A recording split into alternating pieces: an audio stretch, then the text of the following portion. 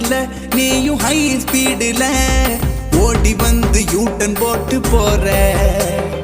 மைன் வாய்ஸ்ல பொண்ண நான் நினைச்சா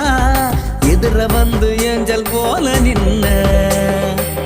உன் காதல் சீட்டுல கர்ச்சீப்ப போட்டுட்டேன் நோபால மாத்திடாம வாய